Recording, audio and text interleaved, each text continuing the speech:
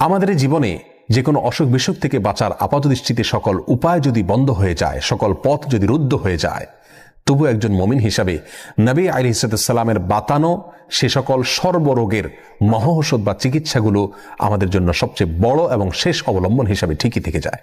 আজ আমরা তেমন 5টি চিকিৎসার কথা বলবো, যেগুলোতে আল্লাহ সুবহানাহু ওয়া তাআলা সকল রোগবালাই থেকে, সকল অসুখ বিসুখ থেকে নিরাপদে এবং সুস্থ থাকার উপাদান নিহিত রেখেছেন। তার ভিতরে সর্বপ্রথম যে বিষয়টি কথা বলবো তা হলো কালোজিরা। এই প্রসঙ্গে সহিহ বুখারীর হাদিসে আসছে, নবী আলাইহিস সালাম বলেছেন, আলাইকুম বিহাদিহিল হাব্বাতিস সাউদা ফাইন্না ফিহা শিফা মিন কুল্লি দা ইল্লা সাম। অর্থাৎ কালোজিরা, আল্লাহ সুবহানাহু ওয়া তাআলা এর ভেতরে মৃত্যু ছাড়া পৃথিবীর অন্য সকল রোগের প্রতিষেধক রেখেছেন, সকল রোগের ঔষধ রেখেছেন, চিকিৎসা রেখেছেন।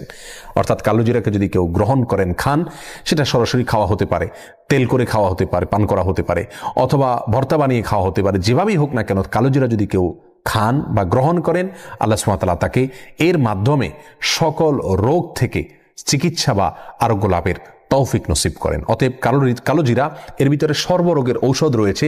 নিয়মিত এটাকে খাওয়া দরকার এবং এটাকে নিয়মিত নিজের জন্য গ্রহণ করা দরকার। দ্বিতীয়ত যে চিকিৎসার কথা তিনি বলেছেন তা হলো মধু। মধু প্রসঙ্গে আল্লাহ সুবহানাহু ওয়া তাআলা নিজেই সূরাতুন নাহলের 69 নম্বর আয়াতে বলেছেন, ফিহি শিফাউল লিন্নাস, এর মধ্যে মানুষের জন্য শিফা রয়েছে, আরোগ্য লাভের উপাদান রয়েছে। নবী আলাইহিস সালাম নিজে মধু পছন্দ করতেন, যেমনি ভাই বুখারী মুসলিম বর্ণনা করেছেন। আর সেই সাথে মুসনাদ হাকিমের বর্ণনা রয়েছে, তিনি বলেছেন, আলাইকুম বিশিফাইনি আল আসালু ওয়াল কোরআন, দুটি শেফা বা আরোগ্য লাভের উপায় তোমরা সবসময় অবলম্বন করবে। তার একটি হলো মধু, অর্থাৎ মধু পান করা, আর একটা হলো কোরআনে কারীমের তিলাওয়াত।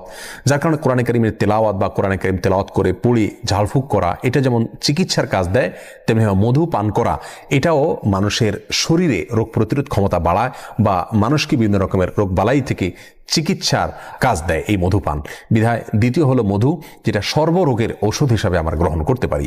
প্রথমে যে প্রশ্নটি এসেছে, রাসূল সাল্লাল্লাহু আলাইহি ওয়াসাল্লামের খাবার পদ্ধতি কেমন ছিল? আম্মা জান আয়েশা রাদিয়াল্লাহু তাআলা আনহা থেকে এরকম বর্ণিত আছে যে রাসূল সাল্লাল্লাহু আলাইহি ওয়াসাল্লাম মিষ্টান্ন পছন্দ করতেন। হ্যাঁ, এটা ঠিক। আর কিছু খাবার বেশ পছন্দ করতেন, এর তালিকায় মধু আছে, মধু খেতেন আল্লাহ রাসূল সাল্লাল্লাহু আলাইহি ওয়াসাল্লাম। কালিজিরার কথা তো আমরা জানি যে এটা মধু, কালিজিরা, এটা আমরা চিকিৎসার জন্য বলে থাকি যে এর মধ্যে অনেক শিফা আছে। কোরআনে মধুর ব্যাপারে শিফা এটা বলা হয়েছে, দুধের ব্যাপারে বলা হয়েছে। কালিজিরার ব্যাপারে তো রাসূল সাল্লাল্লাহু আলাইহি ওয়াসাল্লাম বলেছেন যে হাব্বাতুস সাউদা শিফাউন মিন কুল্লি দা ইল্লা সাম, সব রোগের প্রতিষেধক, ভ্যাকসিন, রেমেডি আল্লাহ কালিজিরার ভেতরে রেখেছেন, মৃত্যু রোগ ছাড়া। তো এতে করে বোঝা যায় যে এটা আসলেই কত উপকারী। আপনি কি ভাবছেন আমাদের এই প্রোডাক্টটি আপনার শারীরিক দুর্বলতা, শরীর দুর্বল, সারা শরীর ব্যথা, গ্যাস্ট্রিক, ডায়াবেটিক সহ শরীরের যাবতীয় সমস্যার সমাধান করবে কিনা? আমি বলবো হ্যাঁ। আমরা সম্পূর্ণ প্রাকৃতিক উপাদান কালোজিরা, ফার্মাটিক রসুন, ইরানি সুপারনেকিন জাফরান এবং বিএসটিআই অনুমোদিত পিওর খাঁটি মধু দিয়ে তৈরি করেছি আমাদের এই কালোজিরা জাফরান মিক্সটি, যা সম্পূর্ণ হালাল এবং পার্শ্ব প্রতিক্রিয়া মুক্ত